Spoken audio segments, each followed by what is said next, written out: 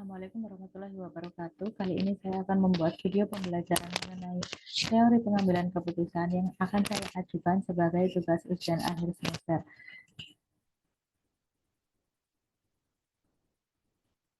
Perkenalkan, nama saya Nur Marina Amorita dengan NIM 2020122173 dari Fakultas Ekonomi dan Bisnis Prodi Manajemen 6B MSCM. Yang pertama ada akurasi versus kecepatan. Di sini akurasi merupakan kebenaran atau ketepatan dalam pengambilan keputusan, sedangkan kecepatan merupakan durasi waktu yang dirasa singkat dalam pengambilan keputusan.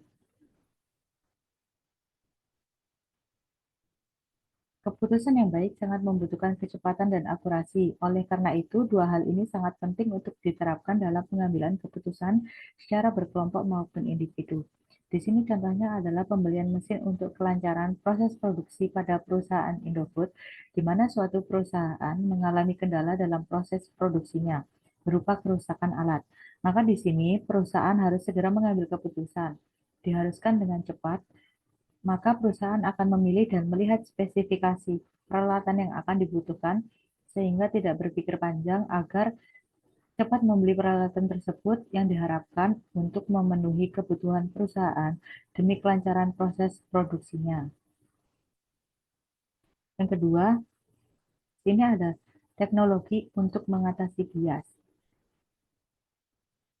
Contoh penggunaan teknologi dalam sumber daya manusia guna mengurangi bias. Di sini saya mengambil contoh penggunaan fingerprint untuk absensi kerja karyawan.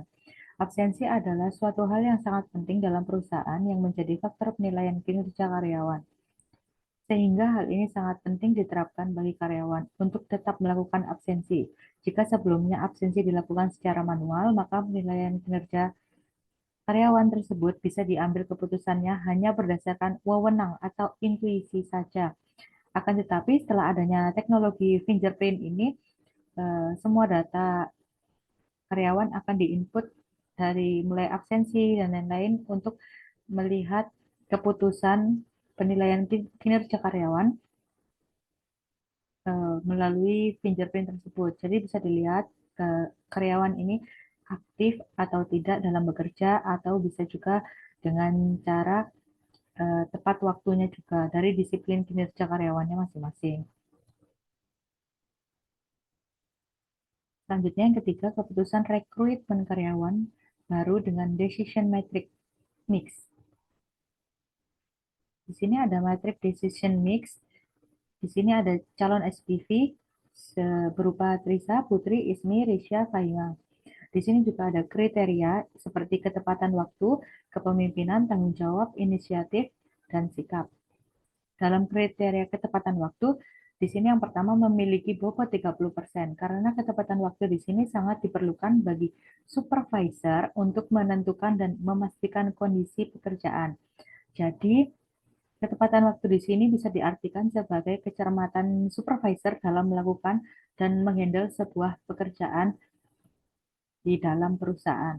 Selanjutnya ada kepemimpinan dengan bobot 25%, di mana kepemimpinan ini juga sangat penting karena pemimpin yang baik dapat bisa mempengaruhi bawahannya. Selanjutnya yang ketiga ada tanggung jawab, di sini juga bobotnya 25%. Di sini supervisor harus bertanggung jawab terhadap bawahannya atau terhadap karyawan-karyawan yang menjadi tugas dan tanggung jawabnya. Lalu ada inisiatif, di sini inisiatif sebesar 10%. Dalam pembuatan ini bukan berarti inisiatif adalah hal yang tidak penting, akan tetapi inisiatif ini juga penting untuk calon supervisor agar bisa melakukan pekerjaan menjadi yang lebih baik lagi gitu. Selanjutnya ada sikap, di sini juga memiliki bobot 10%. Di sini sikap yang baik oleh calon supervisor dapat menjadi contoh untuk karyawan-karyawan lainnya. Di sini dalam pembobotan kriteria ini kan sudah dibagi, ada yang 30%, 25%, ada yang 10% juga. Di sini tinggi rendahnya bobot tidak penting, tetapi dalam kriteria ini saling berkaitan satu sama lain. Itu. Selanjutnya ada hasil perhitungan. Hasil perhitungan melalui data yang sudah tercantum sebelumnya, nilai-nilai yang sudah didapatkan oleh calon SPV dari kriteria masing-masing ketepatan waktu, kepemimpinan, tanggung jawab, inisiatif, dan sikap, semuanya dikalikan dengan presentase bobotnya masing-masing. Jadi di sini dapat dilihat hasil akhir dan penentuan dari calon SPV. Di sini hasil akhirnya dari Trisa mendapatkan skor 8.900, Putri 8.250, Ismi 8.200, Risha 8.100, dan Fahima 8.800. Jadi di sini bisa disimpulkan bahwa dari hasil akhir yang diperoleh, maka perusahaan akan merekrut Trisa sebagai supervisor. Nah, seperti itu penjelasan dari saya. Terima kasih atas waktu dan kesempatannya.